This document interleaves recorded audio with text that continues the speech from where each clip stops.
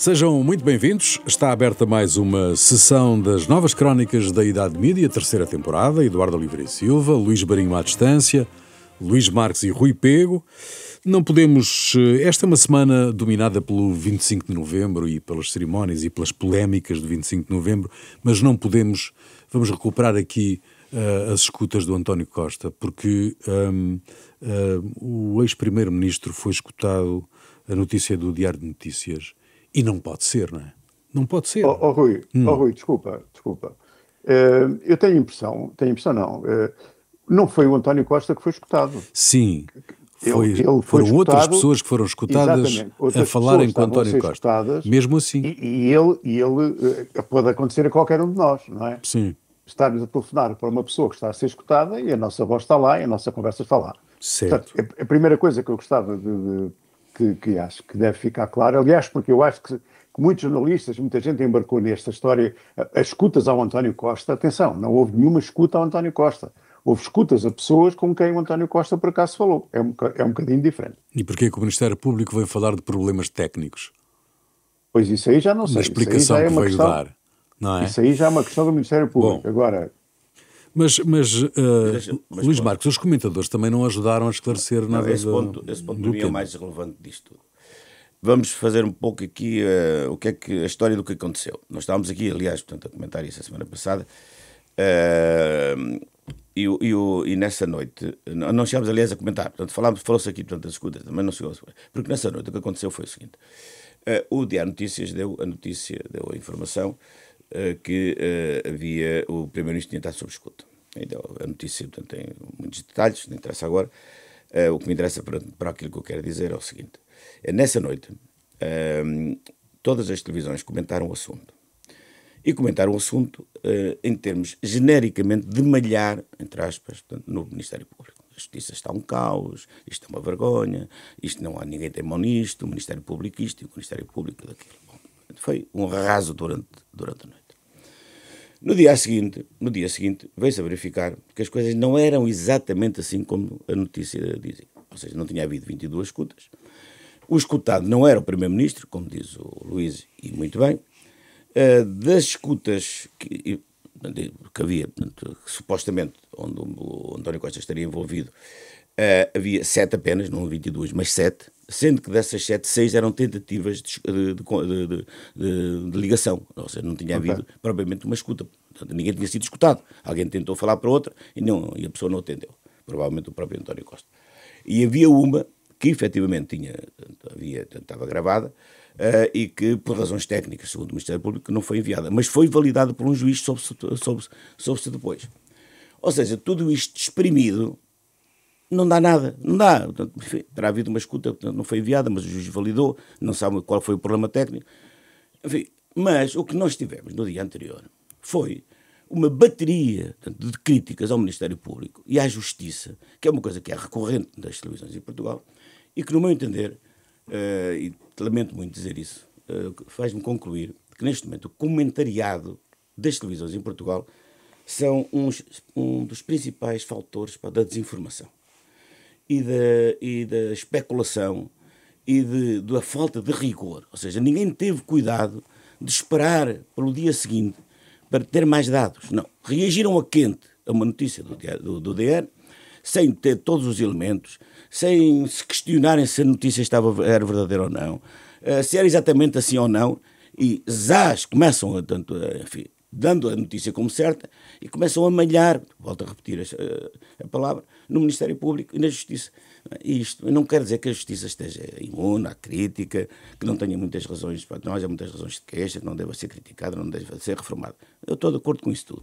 Agora, também isto já não é nada, isto já é, portanto, a especulação em cima, portanto, de um problema que existe, e eu acho que isto não é bom para ninguém, portanto, sobretudo, até nem é bom não é bom para as televisões terem ali pessoas, algumas até que eu até respeito, mas que não têm, eu nessa noite ouvi várias pessoas por quem tenho respeito, não tiveram cautela. Não tiverem a cautela que deviam ter tido. Bom, Eduardo Oliveira e Silva, mas quando há uma escuta que não é diretamente ao Primeiro-Ministro, como vocês já disseram, mas que envolve o Primeiro-Ministro, não precisa de uma validação prévia? não tem que ser enviada para o Supremo. Sim, mas eu acho que... Prévia é impossível, porque ele não está sob escuta, não é? Tem que ser a posterior, ou seja, só ok, não é? É evidente, não é? Como é óbvio, não é? Mas deve ser enviada para o Supremo. Não, mas neste caso concreto, desculpa lá, neste caso concreto, o que se veio verificar é que só havia 6 tentativas de ligação. Não havia uma gravação, efetivamente. E depois há uma escuta, mas também há um prazo para a fazer chegar. Portanto, eu concordo com o Luís Marques plenamente sobre isso, quer dizer, foi manifestamente uma precipitação do comentariado, neste caso, é verdade. Nós, Rui, sim, diz Luís. Só, Luís Marinho, sim. É evidente que nós criticamos muito os comentadores, uma boa parte deles, etc, etc, mas atenção, os comentadores estão lá porque foram convidados por alguém. E um comentário dentro de um jornal, o jornal tem uma orientação, isto é, há direções. O problema é que a imagem que transparece é que ninguém manda ninguém. Quer dizer, acontece qualquer coisa, chamam-se logo uma bateria imensa de comentadores que chegam ali, também debitam sem qualquer cuidado, sem qualquer tentativa de confirmação das coisas, mas a responsabilidade é das direções de informação. Se as direções de informação não estão lá para fazer nada, então arranjem outros, ou então fazemos uma espécie de democracia na redação, isto é, cada um manda no que quer, ou então... Mas os comentadores são soberanos na sua opinião, não. Atenção, eu não estou a dizer que as direções têm que controlar a opinião das pessoas, mas também é preciso ver quem se convida, não é? Porque é que se convida, etc. Quer dizer, hoje, como nós sabemos, quer dizer, há opinadores para rigorosamente tudo. Nós temos aqui um exemplo, já agora, e depois estamos aqui a embarcar também na questão das modas. Agora, a moda também é o problema das grávidas. Portanto, qualquer coisa, as grávidas isto, as grávidas aquilo. A última notícia que apareceu é uma coisa absolutamente ridícula. É uma senhora que teve um problema, isto é, teve uma iminência de parto em casa e teve o parto em casa. Isto não tem nada a ver com o Serviço Nacional de Saúde. Aconteceu, como há de acontecer sempre. Não é? De vez em quando. Portanto, não houve aqui nenhuma recusa, não houve nenhuma consulta que se mandaram uma senhora embora, etc. Teve um relevo, do ponto de vista informativo, que não faz rigorosamente nenhum sentido. A senhora, e ainda por cima, felizmente correu tudo bem, não é? A senhora aconteceu, não é? Quer dizer, não contou bem, ou as crianças não pedem autorização para nascer, de maneira que teve que nascer ali, nasceu em casa, pronto. Mas foi notícia telejornal, quase de abertura. Os comentadores, neste caso das escutas, entre aspas, ao Primeiro-Ministro, ao ex-Primeiro-Ministro António Costa, produziram sobretudo desinformação, então, neste caso. Porque na realidade traduz-se numa desinformação. Ou seja, dá ao espectador uma noção errada do que efetivamente se passou. E eles são responsáveis por isso, porque na medida em que estão a dar por certos uma notícia que não é verdadeira, ou que não é inteiramente verdadeira. E isso verificou-se. É verdade que houve alguns comentadores que foram convidados, mas eu estava-me a referir sobretudo até a comentadores que são fixos, tanto na SIC Notícias como na CNN, etc. E todos eles, portanto, acho que não houve nenhum. Alinharam na mesma. Isso é verdade, e portanto vamos comentar e vamos dizer que a justiça é isto, a justiça é aquilo. E volto a repetir, a justiça precisa ser reformada. Agora, precisa ser reformada não na base da especulação, não na base da desinformação, precisa ser reformada na base de critérios que sejam objetivos, portanto, e que sejam, já agora diga-se de passagem, que sejam justos. Não, só uma nota, essas falhas sentem-se mais em quem comenta genericamente do que nos jornalistas que fazem justiça e que acompanham esses casos. Esses que são, digamos, mais especializados não se enganaram, por aquilo que eu vi, não é? Desinformação russa infiltra-se na inteligência artificial, faz de resto a capa do Público desta terça-feira 24. A Rússia investe de forma robusta na produção de conteúdos falsos nas plataformas digitais. Trata-se de uma autêntica central de desinformação, neste caso, não é? Talvez a União Europeia esteja a pensar bem quando quer fazer uma central de informação. Sim, bom, é preciso ver que a Rússia está altamente especializada nessas matérias já há anos, não é? Ainda nós estamos na infância da arte, não é? Eles já têm uma sólida experiência que começou, aliás, no stalinismo, quando se retirava uns tipos da fotografia quando não convinha, não é? Portanto, já havia ali uma grande arte de manipulação. Há um ponto, no caso da inteligência artificial, que é, como ela é artificial, tu podes manipulá-la de certa maneira. Exatamente, e portanto condicioná-la introduzindo na sua memória dados que não são reais e portanto ela depois a certa altura não tem ainda a capacidade objetiva de distinguir e é nesse sentido que eles estão muito à frente daquilo que se pratica, embora, enfim, muitos... Há muitos casos do lado ocidental em que isso também é feito, embora não com a, digamos, a capacidade estratégica que têm os russos, que têm objetivos muito concretos na utilização. Este problema é um problema grave, na medida em que, como disse o Eduardo, os russos são especialistas nisso, viu-se nas eleições nos Estados Unidos, viu-se no Brexit, etc. Eu não acredito que isso influencie decisivamente o voto das pessoas, mas alguma influência terá, naturalmente, não nego isso. Neste caso concreto, isto é particularmente complexo, porque a partir de como a inteligência artificial funciona com algoritmos, os algoritmos vão buscar a informação e eles sabem qual é a linguagem dos algoritmos e introduzem informação na inteligência artificial que ela pode ir buscar e distorce aquela que é fornecida pela própria inteligência artificial. Naturalmente, estamos aqui perante um problema grave que espero, é importante, que espero que, obviamente, que as entidades e as empresas, e as instituições que regulam e que gerem, portanto, os operadores de inteligência artificial tenham uma resposta em relação a isso. Mas já agora, a propósito das fugas de informação e da manipulação de informação, houve um dado novo que é interessante relativamente àquilo que aconteceu na Ucrânia agora e nas negociações que estão a ocorrer na Ucrânia. Porque houve uma fuga de informação muito seletiva neste processo todo, que não sei se vocês repararam, que foi... Há um primeiro documento, de acordo com os 28 pontos, não é, entre os Estados Unidos, portanto, e a Rússia, que de repente é transcrito ipsis verbis, com a tradução praticamente o original era russo, pelo vários jornais, nomeadamente eu vi no Financial Times. E veio-se a verificar que esse acordo era um documento que era um documento preliminar para negociação, para conversa com os ucranianos. Era uma lista de exigências muito baseada nas exigências russas que já vinham do acordo, do encontro no Alasca entre o Trump e o Putin. E a questão é, quem é que deu essa informação? Quer dizer, há aqui uma fuga de informação que foi seletiva, porque isso virou, portanto, na realidade, há um momento antes da divulgação do documento, sabia-se que havia o documento, mas não sabia, e há um momento depois do documento, que é, quando o documento é conhecido, há uma viragem da opinião, quer dos dirigentes políticos, quer da própria opinião pública, tanto quanto se percebe, contra o documento, porque o documento realmente era... Houve aqui uma fuga de informação muito seletiva, porque o que está agora a ser discutido, que já tem 19 pontos e não 28, ainda não foi conhecido. Exato.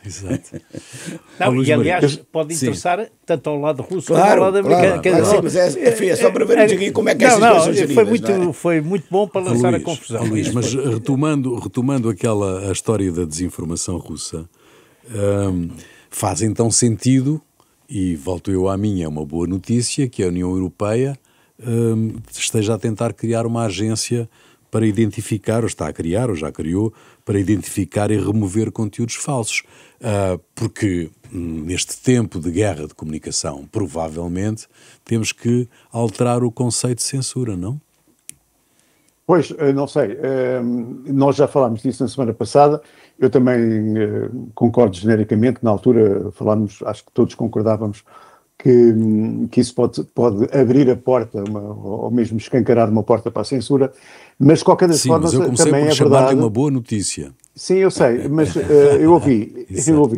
Mas a verdade é que os tempos são outros, não é? Exato. Quer dizer, nós vivemos num tempo novo e, portanto, é bom que as democracias se defendam, independentemente de alguns de nós considerarmos que se pode abrir a porta um bocadinho à censura.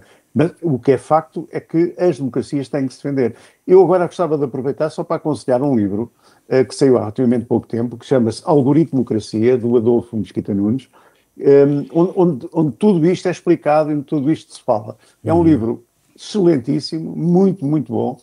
Aliás, o Adolfo Mesquita Nunes é uma pessoa com grande cultura e com uma grande inteligência, como é evidente. Cansou-se da política e, obviamente, damos-lhe razão. Infelizmente, pessoas com este gabarito se cansam cada vez mais desta política caseira. Ele foi tratado a vida dele e fez muito bem. Agora, se lermos o livro com atenção, lá estão uma série de explicações para isto. Portanto, há que criarmos mecanismos para nos defendermos, quer das manipulações russas, quer das chinesas, admira-me até como o Eduardo ainda não falou das manipulações chinesas. Mas foi em caminhos, veja agora a seguir. Os chineses não manipulam. São tão mestres que vocês nem dão por isso. Exatamente, os chineses não manipulam, eles são a própria manipulação. Os chineses são os que sabem mais dessa coisa e até nos põem a falar uns dos outros, dos russos e dos europeus, e eles, olha, e esta conversa devem estar a adorar. Exato. Bom, deixa-me só... Deixa-me só dar aqui uma nota. Sim, diz Luís. Que é um lamento. Em relação ao Adolfo Mesquita Nunes, eu não fico nada satisfeito que ele esteja fora da política. Não? Tenho pena que ele não esteja na política, porque ele era presidente da polícia. Não, eu também. Eu percebi, que era uma piada, Luís. Percebi o teu foco e o teu ponto. E é preciso recordar, portanto, que o boom do turismo que nós vivemos deve-se, em parte, a ele. Não é? Claro. Sim. Muito bem. Deixem-me só dizer aqui uma coisa, porque fico cada vez mais perturbado com... se bem que já não haja muita coisa que me perturbe, mas fico muito perturbado, e estou a falar do polígrafo da SIC, que tem uma série de classificações para caracterizar as notícias, não é? Pimenta na língua, manipulado, falso, verdadeiro. E fizeram uma coisa, do meu ponto de vista, verdadeiro ou falso era muito mais claro e não havia dúvida nenhuma, não é? Isto parece uma coisa criativa. O pimenta na língua é uma coisa criativa, não é? Pronto. E dou o exemplo de uma coisa que aconteceu esta semana, da fotografia de Marcelo a beijar a mão do João Lourenço, todo inclinado, beijando a mão do João Lourenço, do presidente de Angola. O polígrafo classifica como pimenta na língua. Não é pimenta na língua, é falso. Claro. É falso. Aquilo é uma manipulação da própria fotografia à frente do Palácio do Governo em Luanda. Mas eles quando falam pimenta na língua é uma coisa, porque é uma manipulação grosseira, uma coisa muito para cima do verdadeiro ou do falso. Mas enfim, digam falso, pimenta na língua, estás a ver? Ou é falso ou é verdadeiro. É dúbia. Não é uma expressão dúbia. É mesmo muito dúbida. É muito dúbia. Pimenta na língua porque foste muito atrevido. Porque não sei. Disseste uma asneira, pimenta na língua. Não é exatamente. Exatamente. Isto é mais. Pode não ser mentira. Não é uma negação da realidade. Pode não ser. Acho que era muito mais eficaz. Isto é um impropério indivíduo.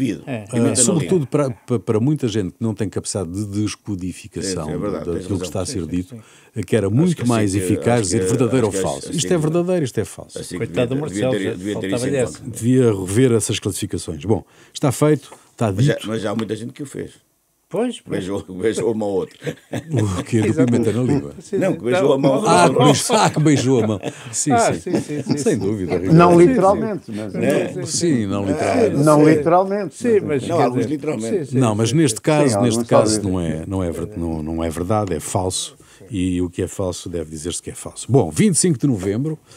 Meus amigos, Cravos contra Rosas, parecia uma coisa infantil, uma coisa de crianças. Eu ponho a florzinha, eu tiro a florzinha. Fica a marcar a cerimónia oficial do 25 de novembro. No fundo, a data divide agora o que uniu no passado, que é uma coisa estranha, muito estranha mesmo. Onde é que está a verdade? Não sei. Ninguém sabe, não é? Não, há muito, enfim, vamos lá ver. Primeiro, relativamente à cena das coisas, há um fato que é a rosa branca ao peito, a todos fica bem, não é? Sim. Portanto, não havia problema. ir para lá... Acho que era do João Ferreira Rosa, que era um grande antifascista. Ir para lá, quando decidiram que eram rosas brancas, levar cravos vermelhos, eu acho que... Agora, imaginemos que numa cerimónia do 25 de Abril para o ano, há alguém que chega lá e põe uma rosa branca, o qual era a peixeirada que se levantava ali. Portanto, por um lado. Por outro lado, há uma realidade que eu acho que as coisas depois podem ser muito complexas no seu pormenor. Mas, linearmente, havia no 25 de novembro um golpe em curso que era de natureza marxista, liderada por elementos extremistas do MFA e não só, e esse movimento foi travado. E foi reposta, digamos, a essência do 25 de Abril. E também foi travada algum excesso daqueles que tinham impedido o golpe marxista de irem mais longe e proibirem também o Partido Comunista. Já agora, na passada, proíbe-se também os comunistas. E esse tipo de abuso, houve ali o resultado é uma síntese que eu acho que cai bem a toda a gente. Como eu disse a semana passada, eu, aliás, fartei-me fazer reportagens no dia 25 de novembro, que havia sempre a parada militar e o chefe militar falava e tal, e portanto isso aconteceu muitas vezes, mas há um ponto que eu acho só, é que não me digam que vai haver uma sessão solene do 25 de novembro todos os anos, espero bem que não, porque aí é que realmente... Agora, nos 50 anos achei muito bem, mas já percebi que a ideia é fazê-la todos os anos, e portanto isso parece-me mal. Já o ano passado. Luís Marinho. Sim, o ano passado houve, já nem me lembrava. Sempre todos os anos. Houve nos 49 anos, sim, nos 49 anos também. Não sei. Também houve. Tratou-se de uma querela militar, como estava a descrever o Eduardo, ou foi uma coisa mais profunda? Não, eu não disse que era uma querela militar só, não. Sim, houve ali no movimento militar. O resto, enfim, o Dr. Soares, o Partido Socialista, o Sá Carneiro, a sociedade civil é que começou o movimento de resistência. Luís Marinho. Quer dizer, nós nestes últimos dias, eu tenho lido com alguma atenção as dezenas de opiniões sobre este assunto e pessoas que até já têm as verdades todas, já sabem tudo. Eu acho que ainda há alguma coisa que nunca se há de saber, mas é um bocadinho como ao 11 de março, portanto também andamos sempre com esta, foi uma inventona, não foi uma inventona, foi o picar o bicho para sair da toca, aquelas coisas todas. No 25 de novembro, o que nós sabemos são os factos, não é? E os factos são que há uma tentativa de rebelião dos paraquedistas, não é? Nós sabemos que quem está envolvido, que a extrema-esquerda estava completamente envolvida, sabe-se que o PC foi ficar a ver como é que paravam as coisas, isto dito por elementos do Partido Comunista que acompanharam toda essa situação e que depois recuou e mandou gostou do que viu, pessoal, não gostou do que viu. Não gostou do que viu porque sabia que não iam ganhar, não é? Não teve poder para isso. Não, perceberam que não tinham hipótese nenhuma de ganhar, e depois, de facto, isto é uma vitória dos moderados, quer dizer, e que acabam por ser eles que vão conduzir o processo a uma democracia que, passados uns anos, acabou por ser uma democracia plena. Isto é, quando o Conselho da Revolução acabou, Portugal começou a viver em democracia plena. É preciso que nós não nos esqueçamos que só nessa altura, só rigorosamente nessa altura, é que nós podemos falar de uma democracia plena em Portugal. 82. 5 anos depois. Exatamente, porque tivemos até lá tivemos uma tutela de um órgão não eleito e enfim, não se percebia bem que era o Conselho da Revolução, não é? Luís Marques, tu também estiveste no Largo do Rato, ao lado de Mário Soares? Não, estive noutras não tive aí, mas estive, não, porque eu não tive, mas estive noutros sítios, e eu acho que no sítio certo, diga-se passagem, ou do lado certo. Mas que foi um golpe, é evidente, foi uma tentativa de golpe, e que foi um golpe, aliás já contei esta história, mas vou contar agora, no dia 24 de novembro, eu estava com o Major Aventino Teixeira, que era um homem de Abril, um oficial de Abril, e amigo do Ianes, a jantar, ao início estávamos a iniciar a refeição, quando chegou o Ianes e foi buscar o Aventino, porque, enfim, por razões óbvias, até uma questão de segurança, e diz-lhe, Aventino, vamos embora, que há golpe. Estamos a tratar de um golpe, nós estamos a falar aqui de brincadeiras. Isso eu assisti, eu ouvi o Ianes a dizer isto. Depois, passaram estes anos todos, já há aqui uma tentativa de branqueamento do que é que se passou. O que foi muito interessante ver nas últimas semanas e nos últimos dias em particular, dois campos muito claros relativamente ao 25 de novembro. Uma de uma facção que tenta branquear a participação do Partido Comunista e da esquerda revolucionária em geral, que eu diria que envolve o Pacheco Pereira, o Adão e Silva, o Sousa Castro, portanto deu uma entrevista ao Público, se não me engano. O Durão Clemente, aliás, aqui uma nota extraordinária. Sousa Castro foi ao Expresso. Ao Expresso, o Durão Clemente, o Público faz capa no dia 25 de novembro. O Público faz capa com o Durão Clemente. Quer dizer, a cara do golpe foi o Durão Clemente, não é? Portanto, não é que apareceu na televisão. Ou seja, é ele que dá uma entrevista. E todos eles dizem duas coisas. Primeiro, portanto, que isto foi um conflito entre militares. Havia ali um problema, uma chatice entre os militares, não sei quantos. E depois, portanto, basicamente, que o PC não tem nada a ver com isto. Portanto, ou seja, não teve à distância e a ver nada. Ora, isto não é verdade. Não é verdade. Porque mas o PC teve uma ordem de recuar, não é? É isso que eu estou a dizer. Sim, mas também houve uma versão. E essa versão, aliás, pode ser conferida em muitos documentos que existem sobre isso. Nomeadamente, esta semana, a Zita Seabra escreveu um artigo no Observador em que repete coisas que ela já disse, inclusive num livro. Várias vezes. Em que ela diz, e ela viveu isso por dentro, ela diz que o PCP não recuou na via revolucionária por ordem de Moscovo, como alguns disseram, penso que até o próprio Pacheco Pereira, não tenho certeza. Mas quando Cunhal percebeu que não tinha outro caminho e não podia fazer mais nada. Ou seja, ele deu ordens aos comandos para ocupar, aos paraquedistas para ocupar os quartéis, e quando percebeu que não tinha força para isso, mandou-os recuar. O que é que aconteceu entretanto? Aconteceu entretanto que o Otelo, que era portanto, o principal comandante no terreno da operação, portanto, foi chamado a Belém e ficou em Belém. Portanto, não saiu de Belém. O Costa Gomes reteve em Belém. Ou seja, de repente, os revoltosos ficaram sem comando.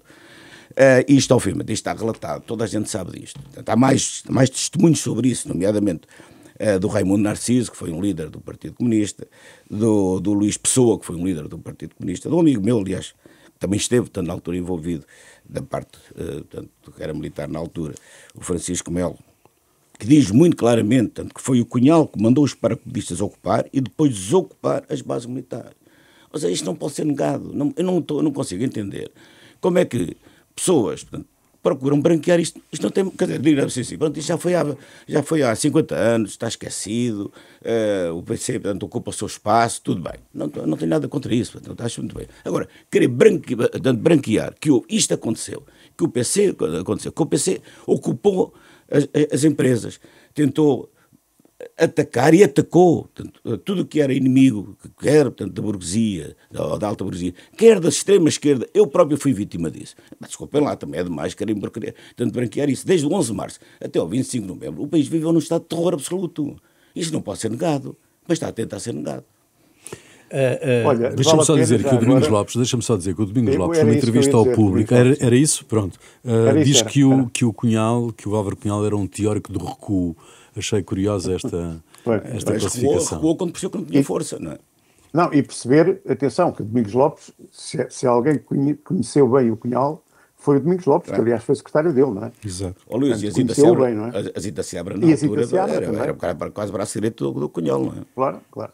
Naquela altura eu lembro de ter ido fazer uma reportagem ao Alentejo com um colega e ficámos presos. Estávamos a fazer uma coisa sobre a reforma agrária e aquilo que não podia ser ocupado e que foi ocupado, e por acaso foi no dia em que tomou posse o governo do Pinheiro de Azevedo. Portanto, dá para ver o clima e enfim, passa a expressão, o cagaço que eu apanhei. Eu não gosto de estar a falar do meu passado nessas coisas, não é espaço para isso. Mas eu só não morri por milagre. Não é? Teve 2 ou 3 momentos. Durante esse período, só por milagre é que não me aconteceu uma coisa trágica. Não é? Há uma coisa, só, enfim, a jeito de ironia... Não havia nada e tal. Não, havia e era duro. em jeito de ironia, estas coisas todas não vão alterar agora o algoritmo, não é? Porque a páginas tantas, daqui por uns anos, quando se começar a ver o que é que se está a introduzir no discurso, não vai a realidade ser... Mas há uma coisa extraordinária. O João Ferreira, mas isto até se percebe que ele é do Partido Comunista, os outros não, mas este até se percebe, diz que, portanto, o cerco à Assembleia da República foi uma manifestação dos trabalhadores, que, portanto, reivindica vida. Eu estive lá a trabalhar com uma equipa belga de televisão. Há um livro que foi publicado recentemente da Isabel Neri, que se chama O Cerco ao Parlamento, em 1975, deve ser curioso. Ainda não o vi, mas deve ser curioso. Bom, 25 de novembro vai durar, não é? Esta polémica. Isto vai ser anual. Não, vai ser anual, não é? Vai ser anual. Ano, talvez. Agora morre. Agora não há mais. As presidenciais, debates presidenciais. O debate esta terça-feira, 25, era esperado com alguma expectativa. Ventura, o xerife da República, como lhe chamou Marcos Mendes, trouxe mais do mesmo e tentou fazer a Clara de Sousa o mesmo que fez José Alberto Carvalho, não os deixou conduzir o debate, ou tentou que eles não conseguissem. Não conseguiu, neste caso, conduzir o debate. Marcos Mendes, não tão contemporizador como seguro, manteve-se sereno perante a impetuosidade do Presidente do Chega. Meus amigos, pivô as notas. Estas notas também me levantam algumas reservas, não é? Exatamente, encanitam. Que é uma palavra muito interessante. Muito interessante. Deixa-me dar e o comentariado, não é? Sim, não sei se posso começar, não sei, o Luís está à distância, talvez queira ele começar. Podes começar. Não, eu é assim, há uma coisa que eu, quando olho para os comentadores, já sei qual é a nota. Porque eles não conseguem dissociar-se daquilo que eu sei que eles pensam, não é?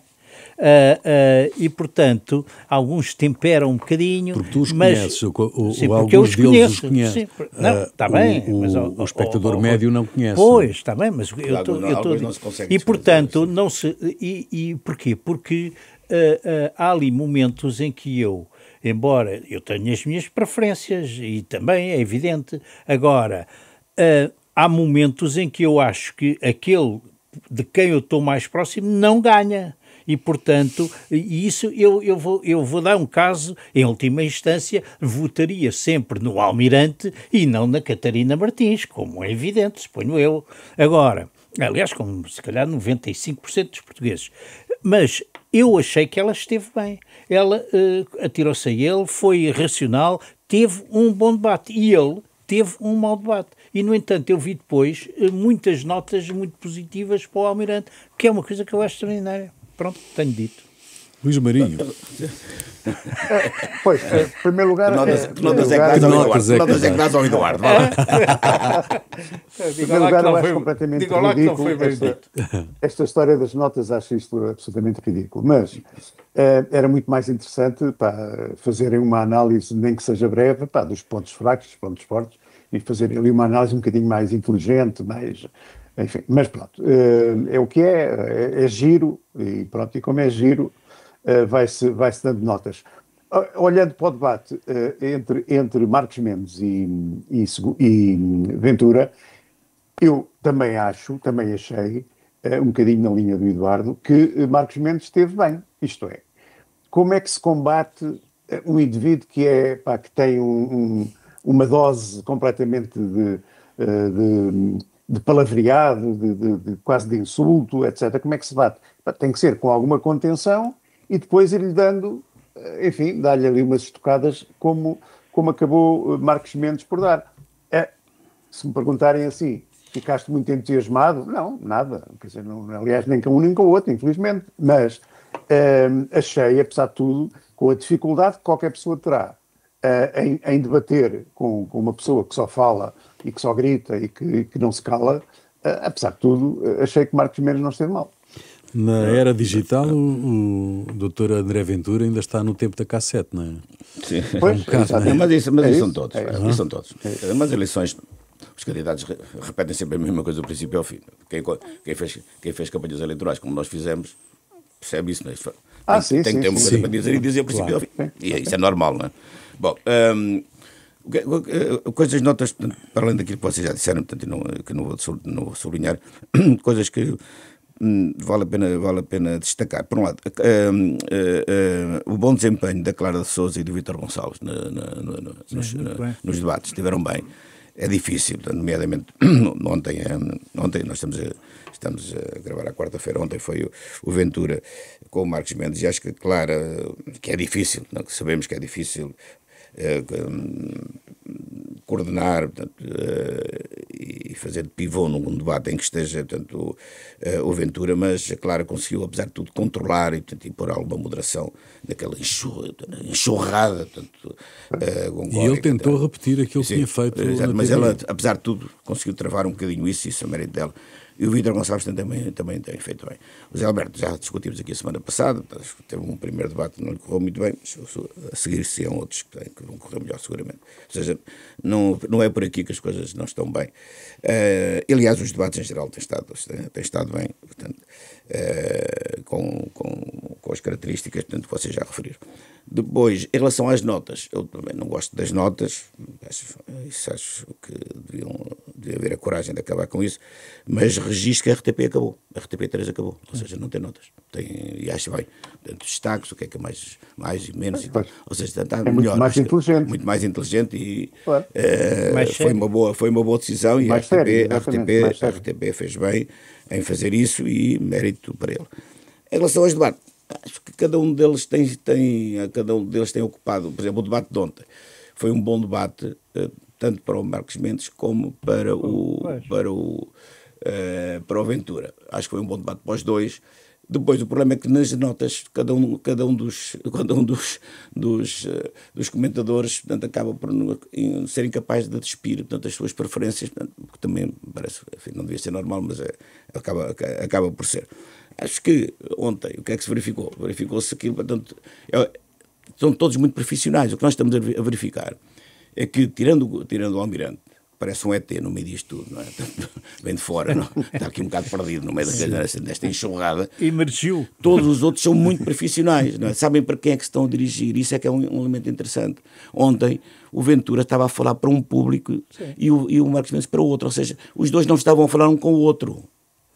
É falso que haja um debate, que estivessem a debater um com o outro. Cada um estava a lançar, a falar para os públicos, para quem se querem dirigir. E ambos foram eficazes nessa matéria, não tenho dúvida. Talvez ali na parte final... Sim, desculpa. Sim. Não, estava a dizer só, para mim, aliás, o Rui já falou disso, para mim a frase que marca o debate é o xerife da República. Sim, achei aquilo absolutamente notável. E ele chamou-lhe marioneta do Montenegro. Mas há outra parte chata para o Marcos Mendes, pelo menos que foi a história do BES. Essa parte não foi na parte final, ele já não teve tempo de responder. Sim, Eduardo. Só um segundo. Eu há uma coisa que acho deplorável da parte do Ventura, que é quando ele diz o Marcos Mendes está a jogar em casa, aquilo era para, não era só, o Mendes pode muito bem com isso, era para destabilizar a Clara de Sousa. E ela respondeu. Ela respondeu-lhe bem. Mas é aquela tentativa de se atirar, de arranjar ali uma tensão, saiu-lhe mal. Bom, hoje temos a palavra do ano, mas para termos tranquilidade total, vamos já para os grandes enigmas e outras histórias que são hoje a palavra do ano. Os grandes enigmas e outras histórias, hoje a palavra do ano, eu vou começar por enunciar para vocês se recordarem quais são as 10 palavras finalistas: agente de inteligência artificial, apagão, eleições, elevador, flotilha, fogos, imigração, moderado, percepção e tarefeiro. Quem quer começar? Bem, posso começar? Então começa, Luís. Começa, Luís. Luís Marinho. Luís. Não, eu já tinha escolhido, aliás, nem sabia sinceramente da lista, mas eu acho que a palavra do ano é flotilha, porque ocupou muito tempo de televisão, ocupou jornais e ocupou até o palavreado normal nos cafés. Portanto, toda a gente falou da flotilha, uns que gostavam e aqueles que não gostaram. Portanto, eu acho que tem muitas hipóteses de ser a palavra do ano, ser a flotilha. Bom, eu hesitei um bocadito, devo dizer-vos, entre tarifas ou trambolho, né? Hesitei, mas optei por tanga. E tanga, eu depois fui... Está na lista? Não está na lista, é uma palavra fora da lista, que eu acho que devia estar na lista. Porquê? Porquê tanga? A tanga do SNS, a tanga da culpa dos imigrantes, a tanga do excedente orçamental, a tanga das escolas sem professores, a tanga das urgências sem médicos, a tanga dos bancos que acumulam lucros a cobrar comissões e não remuneram os depósitos, a tanga das soluções para a habitação, a tanga do custo de vida sempre a subir, a tanga dos cabos de elevadores que afinal não servem para transportar pessoas. Esqueceste uma tanga.